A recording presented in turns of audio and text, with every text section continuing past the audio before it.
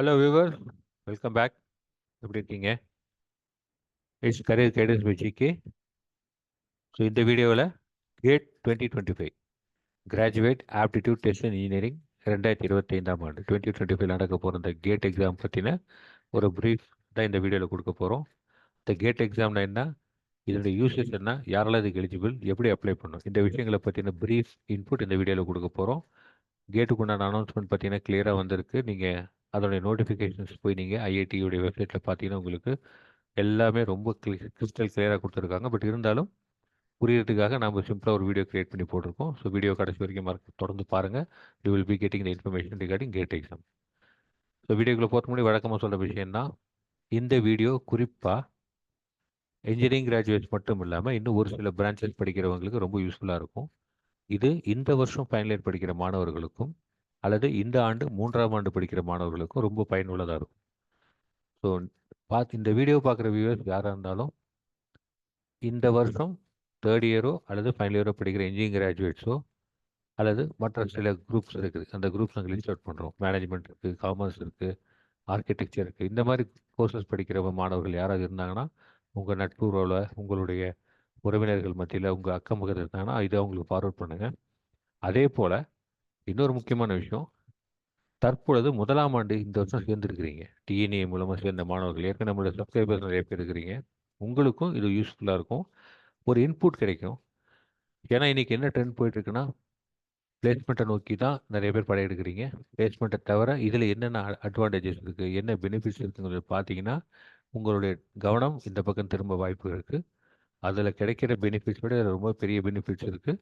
அதனால் இந்த ஆண்டு 1ஆம் ஆண்டு சேர்ந்த மாணவர்களாக இருந்தாலும் அல்லது சென்ற ஆண்டு சேர்ந்த மாணவர்களாக இருந்தாலும் சரி, ஸோ இன்ஜினியரிங் படிக்கிறவங்க யாராக இருந்தாலும் உங்கள் வீட்டில் இருந்தாங்கன்னா அல்லது உங்கள் உறவினர்கள் மத்தியில் இருந்தாங்கன்னா ஏதாவது உங்களுக்கு தயவுசெய்து ஃபார்வர்ட் பண்ணுங்கள். இந்த வீடியோ முழுசாக அவங்கள பார்க்க சொல்லுங்கள்.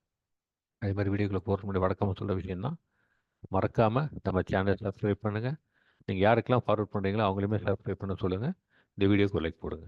வீடியோக்குள்ளே போகலாங்களா? So what is GATE? GATE எக்ஸாம்னு என்ன? ஸோ இது வந்து ஒரு அப்ரிவேஷன் தான், ஆக்ரனிம்னு சொல்லுவோம். ஓகேவா? அது கிராஜுவேட் ஆப்டிடியூட் டெஸ்ட் இன் இன்ஜினியரிங் அப்படிங்கிற இந்த விஷயத்தை தான் கேட்னு சுருக்கி சொல்கிறாங்க. ஓகேவா? இது ஒவ்வொரு ஆண்டும் நடக்கக்கூடிய ஒரு தேர்வு. ஓகே, இது ஒவ்வொரு ஆண்டும் நடக்கக்கூடிய தேர்வு. இது தேசிய அளவிலான ஒரு தேர்வு, நேஷ்னல் லெவல் எக்ஸாம். இது நேஷ்னல் லெவல் ஒரு குவாலிஃபைங் எக்ஸாம் மாதிரி இது. ஓகேங்களா? ஸோ சொல்லப்போனால் இந்த எக்ஸாம் பாருங்கள், தேசிய அளவிலான ஒரு திறனாய்வு தேர்வு. சிம்பிளாக தமிழில் சொல்லப்போனால் தான், இது தேசிய அளவிலான திறனாய்வு தேர்வு. இது எதுக்காகன்னா, நீங்கள் படிக்கிற அண்டர் கிராஜுவேட் சப்ஜெக்ட்ஸ் இப்போ போட்டுக்க பாருங்கள். இன்ஜினியரிங்காக இருக்கலாம், டெக்னாலஜியாக இருக்கலாம், ஆர்கிடெக்சராக இருக்கலாம், சயின்ஸாக இருக்கலாம், காமர்ஸாக இருக்கலாம், ஆர்ட்ஸாக இருக்கலாம், ஹியூமனிட்டிஸாக இருக்கலாம், எந்த கிராஜுவேட்டாக நீங்கள் படித்த அண்டர் கிராஜுவேட். ஓகேவா? இளங்கலை பட்டப்படிப்புன்னு சொல்ல முடியா, அண்டர் கிராஜுவேட் ப்ரோக்ராம். அதில் நீங்கள் படித்த சப்ஜெக்ட்ஸுடைய நாலேஜ் எந்த அளவுக்கு உங்களுக்கு இருக்குது, எந்த அளவுக்கு நீங்கள் நல்லா அதை புரிஞ்சு வச்சுருக்கீங்க அப்படிங்கிறத பற்றி தேர்வு வச்சு அனலைஸ் பண்ணுறது தான் இந்த டெஸ்ட் கேட். ஓகேங்களா? இது பொதுவாக கேட்டுங்கும் போது லாஸ்ட் இன்ஜினியரிங்கிற வார்த்தை வரதால அதிகபட்சமாக இன்ஜினியரிங் மாணவர்கள் அதை வந்து எடுத்துக்கிறாங்க. ஸோ பிற மாணவர்களுக்கு இது வாய்ப்புகள் இருக்குது, கொஞ்சம் பார்த்து தெரிஞ்சுக்கணும். இது ஒரு கம்ப்யூட்டர் பேஸ்ட் எக்ஸாம், ஒவ்வொரு வருஷமும் நடக்கக்கூடிய எக்ஸாம். இது யார் நடத்துகிறாங்கன்னா, யாருக்காக நடத்துகிறாங்க அப்படின்னு பார்த்தீங்கன்னா, அதாவது மினிஸ்ட்ரி ஆஃப் எஜுகேஷன், சென்ட்ரல் கவர்மெண்ட்டில் இருக்கக்கூடிய, மத்திய சர்க்காரில் இருக்கக்கூடிய மினிஸ்ட்ரி ஆஃப் எஜுகேஷன், கல்வித்துறைக்கு, கல்வி அமைச்சகம் இருக்கு இல்லையா, அவங்களுக்காக டிபார்ட்மெண்ட் ஆஃப் ஹையர் எஜுகேஷன் ஒன்று இருக்கும். அவர்களுடைய சார்பாக கேட் கோஆர்டினேஷன், நேஷனல் கோஆர்டினேஷன் போர்டுன்னு ஒன்று இருக்குது. அவங்க தான் நடத்தும். இப்போ நீட்டுக்கு ஒரு போர்டு இருக்கு இல்லையா, அந்த மாதிரி நேஷனல் கோஆர்டினேஷன் ஃபார் கேட்னு சொல்லிட்டு ஒன்று இருக்குது. இது வந்து department of higher education, ministry of education control வருது, கவர்மெண்ட் ஆஃப் இந்தியா கண்ட்ரோலில் வருது. இவர்களுக்காக இவர்களுடைய சார்பாக IISc Bangalore, Indian institute of science Bangalore, மற்றும் இந்தியாவில் இருக்கக்கூடிய 7 முக்கியமான ஐஐடி, அதாவது Bombay, IIT Bombay, IIT Delhi, IIT Guwahati, IIT Kanpur, IIT Kharagpur, IIT Madras, IIT Roorkee, இவங்க 7+1 8 பேர் நடத்துகிறாங்க. ஓகேவா? எப்படி நடத்துகிறாங்கன்னா ரொட்டேஷன் பேசிஸ் நடத்துவாங்க. ஸோ இந்த வருஷம் பார்த்தீங்கன்னா இந்த தேர்வு ஐஐடி ரூர்க்கி நடத்துகிறாங்க. ஓகேங்களா? பட் என்னுடைய கோஆர்டினேஷன் ஆக்டிவிட்டி பார்த்தீங்கன்னா எல்லா ஐஐடிஸ் இல்லைன்னா ஐஏஎஸ்லையுமே நடக்கும். உங்களுக்கு அது அங்கே அந்த எல்லா சென்டர்லையுமே அங்கே இன்ஃபர்மேஷன் சென்டர் இருக்கும். கேட்டுக்குன்னு தனியாக அங்கே வந்து ஒரு ஆஃபீஸ் இருக்கும். நம்ம ஏதாவது பகுதியில் இருக்கிறோம் அப்படின்னா நம்ம பகுதிக்கு அருகாமையில் இருக்கக்கூடிய ஐஐடிஸ் போனீங்கன்னா நமக்கு தேவையான இன்ஃபர்மேஷன் நமக்கு தாராளமாக கிடைக்கும். ஸோ இதுதான் கேட் எக்ஸாம்ங்கிறது. ஸோ கேட்னா என்ன நம்ம தெரிஞ்சுக்கிட்டோம் இல்லையா? அடுத்தது இதோடைய யூசஸ் என்ன? இந்த கேட் எக்ஸாம் எப்படி யூஸ்ஃபுல்லாக இருக்குது ஒரு கிராஜுவேட்டுக்கும் அல்லது கிராஜுவேட் இன்ஜினியருக்கும் எப்படி யூஸ்ஃபுல்லாக இருக்குன்னா 3 வகையாக யூஸ்ஃபுல்லாக இருக்குது. இந்த எக்ஸாம் ஒரு எக்ஸாம் எழுதுவதனுடைய விளைவுகளாக உங்களுக்கு 3 வித்தியாசமான பலன்கள் இருக்குது. என்னென்னு பார்த்தீங்கன்னா, ஒன்று அட்மிஷன், இன்னொன்று ஃபினான்ஷியல் அசிஸ்டன்ஸ், மூன்றாவது ரெக்ரூட்மெண்ட். அது அட்மிஷன்னா உயர்கல்விக்கான சேர்க்கை. ப்ரீமியர் இன்ஸ்டியூட் ஐஐடி மாதிரி பெரிய பெரிய இன்ஸ்டியூட்ஸில் நீங்கள் எம்இ எம்டெக் படிக்கணும்னா இது யூஸ் ஆகும். இந்த இந்த மார்க் தான் யூஸ் ஆகும். வேறு எந்த சோர்ஸ் ஆஃப் என்ட்ரி கிடையாது.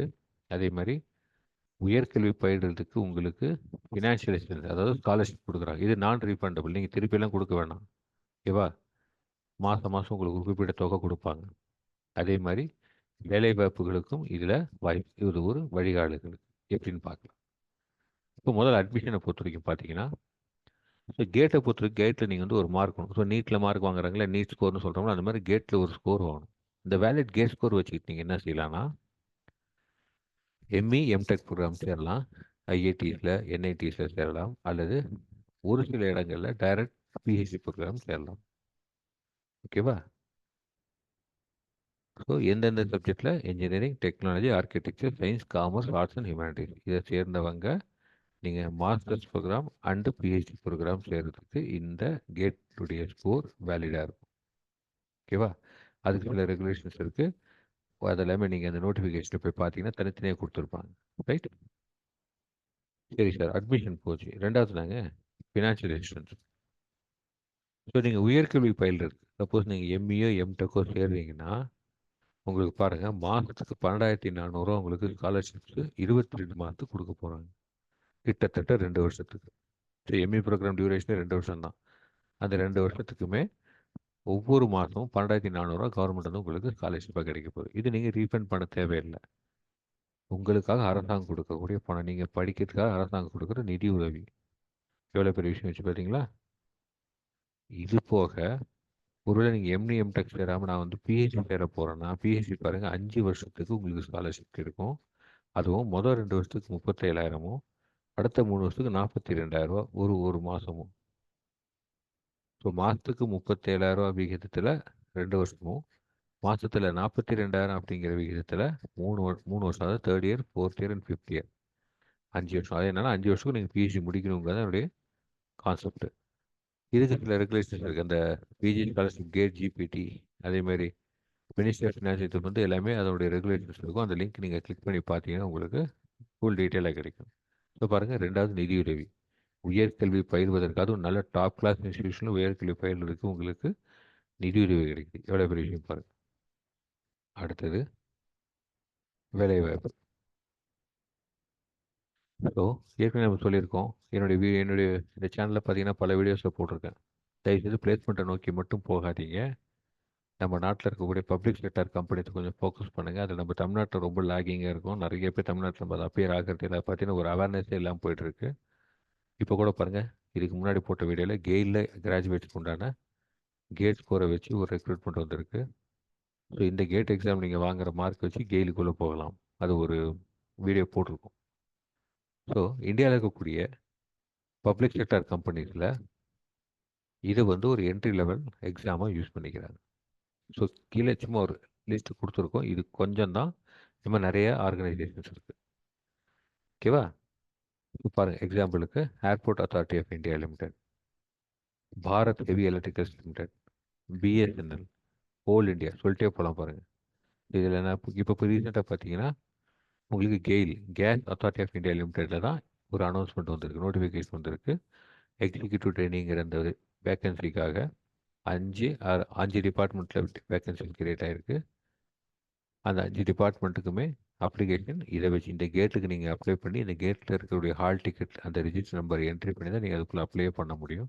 ஸோ அதுவுமே நாங்கள் அது டீட்டெயில்ஸ் சொல்லியிருக்கோம். அதுக்குமே தனியாக லிங்க் எல்லாம் கொடுத்துருக்கோம், போய் பார்த்துக்கோங்க. இதுக்கு எத்தனை கம்பெனி இதை சும்மா நான் லிஸ்ட் போட்டிருக்கேன். இந்த மாதிரி நிறையா இருக்குது. எல்லா பப்ளிக் செக்டர் ஆர்கனைசேஷனுக்குமே ஒரு காலத்தில் அவங்க தனித்தனியாக எக்ஸாம் நடத்திட்டு இருந்தாங்க.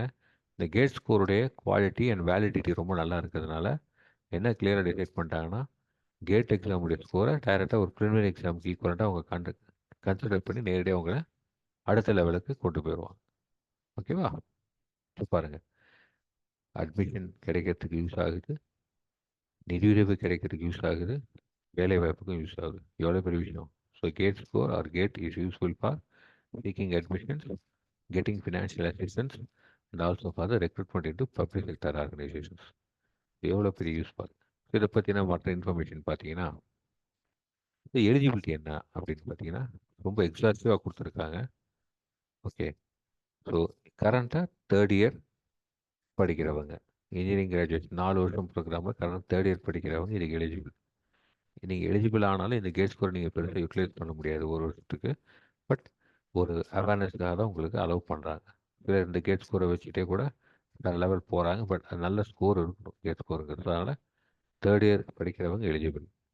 ஓகே, அதே மாதிரி இந்த institute of engineers, institute of civil இந்த மாதிரி சில ப்ரொஃபஷனல் பாடிஸ் இருக்குது. இவங்க இப்போ பார்த்தீங்கன்னா இன்ஸ்டியூட் ஆஃப் இன்ஜினியர்ஸ் பார்த்தீங்கன்னா ஏஎம்ஐன்னு ஒரு டிகிரி ஆஃபர் பண்ணுறாங்க. அது வந்து பிஇக்கு ஈக்குவலண்ட்னு சொல்லுவாங்க. ஓகேங்களா? அந்த மாதிரி ஒவ்வொரு ப்ரொஃபஷனல் இன்ஸ்டியூஷனுமே பார்த்தீங்கன்னா சில கோர்சஸ் ஆஃபர் பண்ணுறாங்க.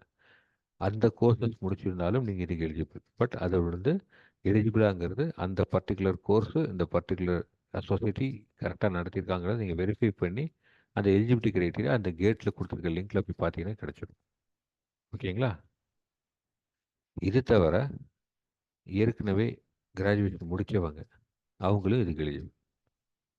தேர்ட் இயர் பசங்க மட்டும் எலிஜிபிள். தேர்ட் இயர் படித்தவங்க எலிஜிபிள், ஃபைனல் இயர் படிச்சுட்டு இருக்கிறவங்களும் எலிஜிபிள்.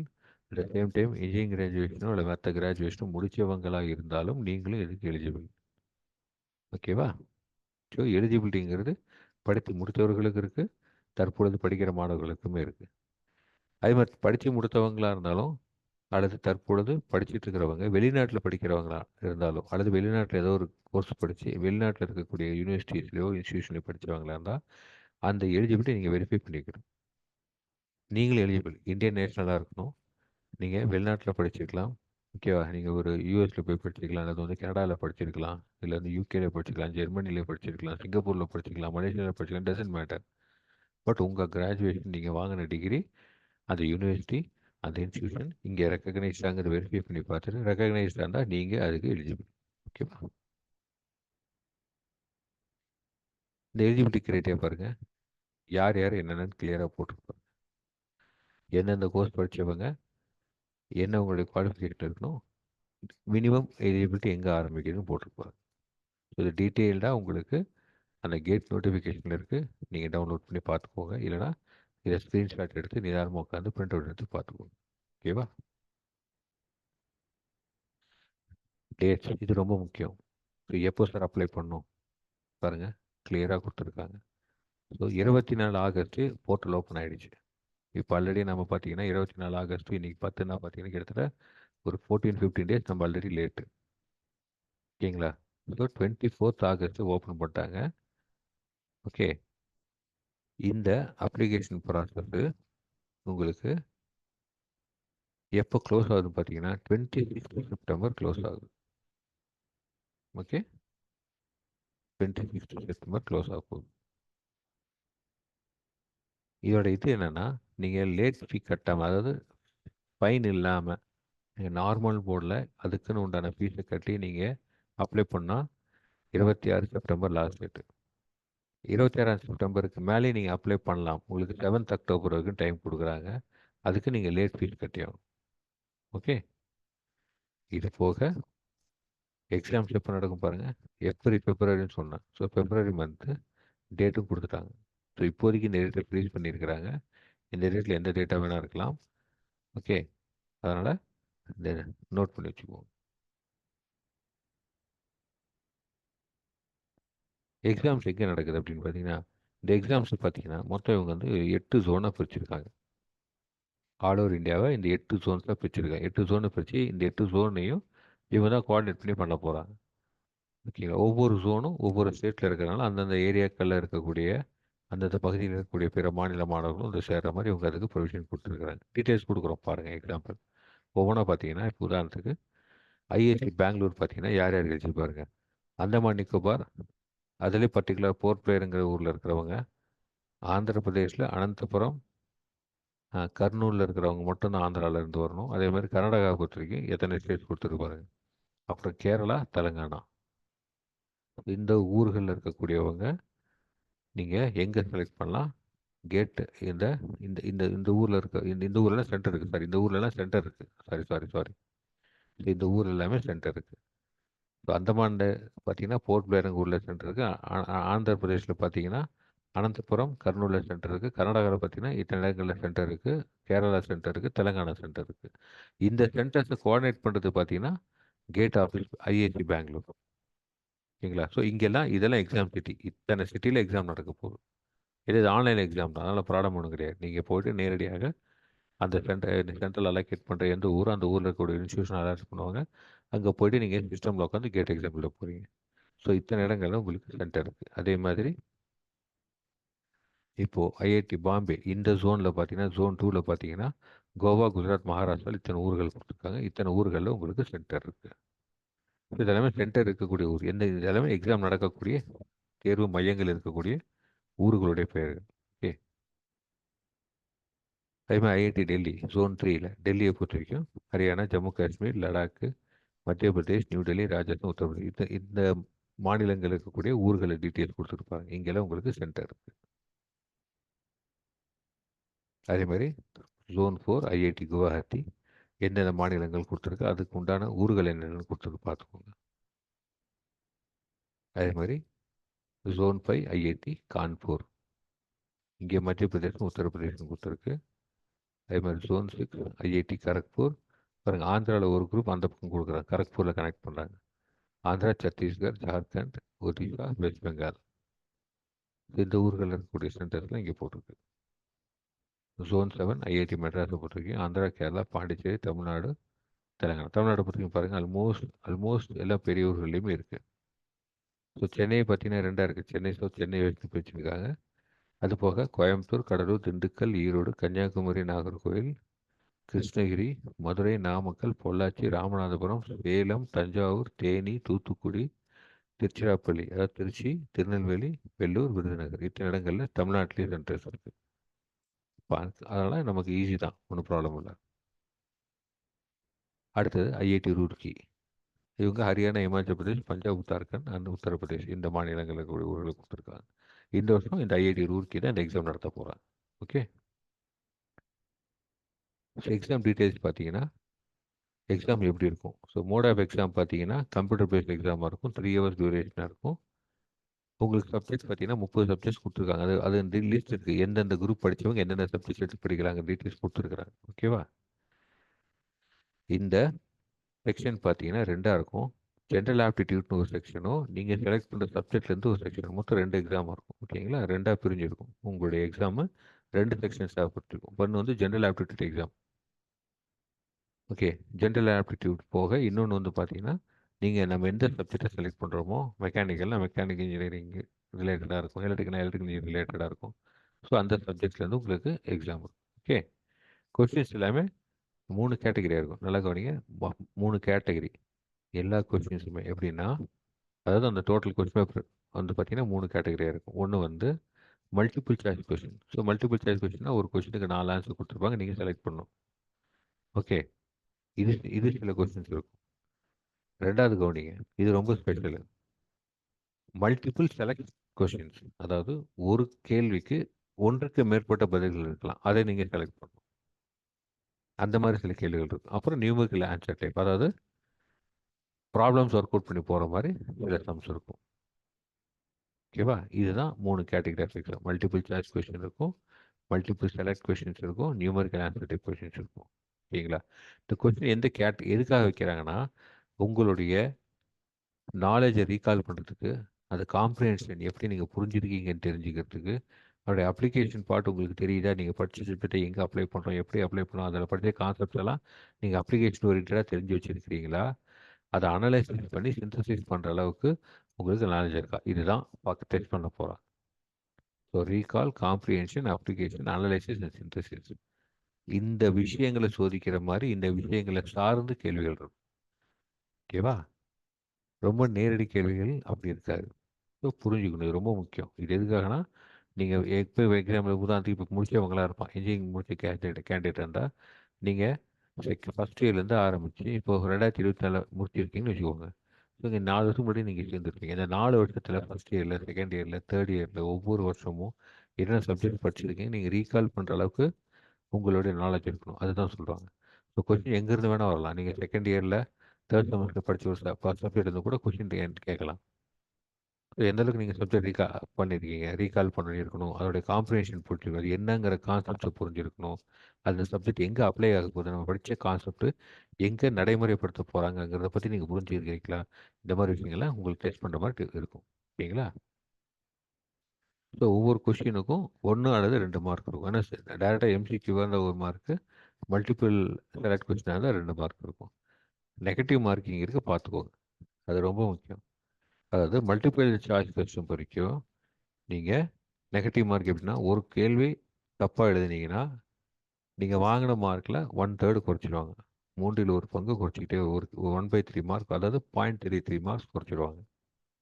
ஸோ 3 கேள்வி தப்பாக போச்சுன்னா 1 மார்க் போயிடும். ஓகேங்களா? அதே மாதிரி நீங்கள் பாருங்கள், 2 மார்க் கொஸ்டினாக இருந்தால் 0.66 மார்க்ஸ் குறைச்சிடுவாங்க. அப்போ 3 கீழே தப்பாக போச்சுன்னா 2 மார்க் போயிடும். அதில் 3 கீழே தப்பாக போச்சுன்னா 1 மார்க் தான் போகும். அதில் 3 கீழே தப்பாக போச்சுன்னா 2 மார்க் போயிடும். ஸோ அந்த மாதிரி மைண்டில் ஃபிக்ஸ் பண்ணிக்கோங்க. அதே மாதிரி இந்த மல்டிபிள் செலக்ட் கொஸ்டினில் உங்களுக்கு என்ன பார்ஷியல் மார்க்கிங் கிடையாது. ஒரு உதாரணத்துக்கு 2 கொஸ்டின் 2 ஆன்சர் நீங்கள் மார்க் பண்ணுற மாதிரி இருக்குன்னா, நீங்கள் ஒரு ஆன்சர் மட்டும் மார்க் பண்ணிட்டு விட்டுறக்கூடாது. கண்டிப்பாக நீங்கள் 2 ஆன்சர் மார்க் பண்ணிடணும். ஓகேங்களா? அதில் இன்னொரு ஸ்பெஷாலிட்டி என்னென்னா, நியூமரிக்கல் ஆன்சர் டைப் கொஸ்டினுக்கும் மல்டிபிள் செலக்ட் கொஸ்டினுக்கும் நெகட்டிவ் மார்க்கிங் இல்லை. அது ஒரு அட்வான்டேஜ். ஓகேங்களா? அதனால் ஃபஸ்ட்டு மல்டிபிள் சாய்ஸ் கொஸ்டினுக்கு மட்டும்தான் உங்களுக்கு வந்து நெகட்டிவ் மார்க்கிங் இருக்குது. வேறு மல்டிபிள் செலக்ட் கொஸ்டின்ஸுக்கும் நியூமரிக்கல் டிப்ஸ் கொஸ்டினுக்கும் உங்களுக்கு நெகட்டிவ் ஆன்சர் கிடையாது. ஓகே? ஸோ விவர் இந்த எக்ஸாம் சம்மந்தமான ப்ரீஃப் டீட்டெயில்ஸ் இன்னும் பாருங்கள், எதில் எவ்வளோ எவ்வளோ கொஸ்டின்ஸ் வரும் கொடுத்துருக்கு. இது நீங்கள் அதில் போனீங்கன்னா டீட்டெயிலாக இருக்கும், பார்த்துக்குவோம். ஓகே? ஸோ வியூவர்ஸ், ஹோப் நாங்கள் கேட் சம்மந்தமான ஒரு காம்ப்ரிஹென்சிவாக ஒரு உங்களுக்கு இன்புட் கொடுத்துருக்கோம். இது சம்மந்தமான ஏதாவது உங்களுக்கு சந்தேகம் இருந்தால் எங்களை தொடர்பு கொள்ளுங்கள். we are ready to support you, guide you and help you. So மறுபடியும் வீடியோ எண்ட் பண்ணுறதுக்கு முன்னாடி திரும்ப ஏற்கனவே சொன்ன விஷயந்தான், மறக்காமல் நம்ம சேனல் சப்ஸ்கிரைப் பண்ணுங்கள், இந்த வீடியோவுக்கு லைக் போடுங்க. இந்த வீடியோ யாருக்கெல்லாம் கண்டிப்பாக பயன் இருக்குன்னு நான் ஏற்கனவே சொன்னேன், அவங்களுக்கெல்லாம் தயவுசெய்து ஃபார்வர்ட் பண்ணி அவங்களோட வாழ்க்கையில் ஒரு மாற்றத்துக்கு நீங்கள் ஒரு காரணமாக இருக்க நான் உங்களை ரிக்வெஸ்ட் பண்ணி கேட்டுக்கிறேன். ஸோ மீண்டும் ஒரு புதிய வீடியோவோடு உங்களை விரைவில் சந்திப்போம். அதுவரை விடைபெறுவது கரியர் கைடன்ஸ் பேஜிக்கு. Thank you. All the best. Take care. Good luck.